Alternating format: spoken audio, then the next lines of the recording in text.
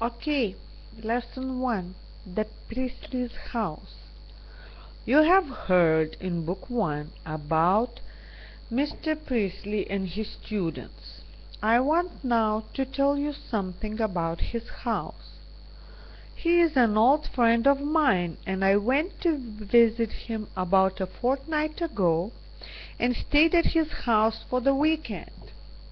He lives in a very nice house. It is called The Pines and is about 10 miles from London. There is a big garden all around it, and I went in at the garden gate and walked along the path to the front door. There is a smooth lawn in front of the house with beds of roses in it. I knocked at the front door. Mr. Priestley opened it and with a smile and some words of welcome shook hands with me, and we went into the hall. Then Mrs. Priestley came to greet me. I said, "How do you do?" and gave her the flowers that I had bought for her. She said, "Oh, thank you. What beautiful roses! How kind of you to bring them. I love roses, and ours haven't been good this year. These are lovely." She took them away to put them in water, and Mr. Priestley and I went into the sitting room and sat down in armchairs before the fire, for it was a rather cold day, and I was very pleased to see the bright fire burning in the fireplace. Their sitting room is quite a big room, about 25 feet long by 15 feet wide. There was a thick carpet on the floor.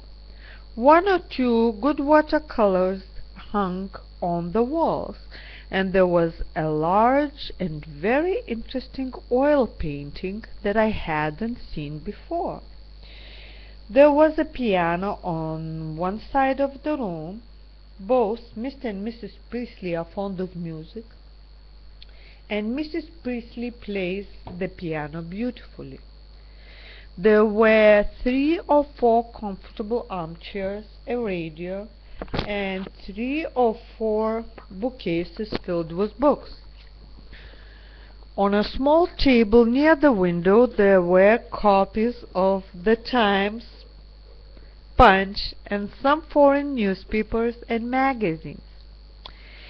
Mrs. Priestley returned with the roses in a bowl, which she put on the table, and a few minutes later Susan came in with tea and a very nice cake. I had expected to see John Priestley and Margaret. I had brought a box of chocolates for her.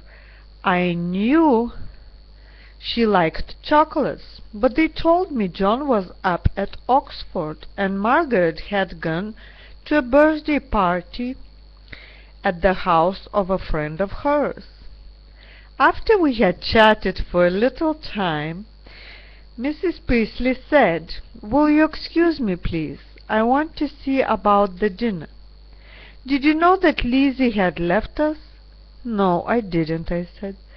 "Yes," continued Mrs. Priestley. "She got a letter about a month ago to say that her sister-in-law had died, and so Lizzie has gone to keep house for her brother. That cake that we had at tea was hers. She sent it to me yesterday. Since she left, I have done the cooking and baked the cakes, but mine are never as good as hers." "Nonsense, my dear. I don't think Lizzie's cakes were any better than yours," said Mr. Priestley loyally. "Take no notice of Charles," said Mrs. Priestley with a smile. "They say love is blind. It seems to me he can't taste either. My husband's ideas about grammar are, I'm sure, better than mine. But when it's a question of ideas about cakes, mine are far better than his." She went out, and Mr. Presley said, "It's bad luck about Lizzie, isn't it? I'm afraid Susan will go too before long. A young fellow near here, Joe Martin, has asked her to marry him. He's trying to buy a cafe in the High Street.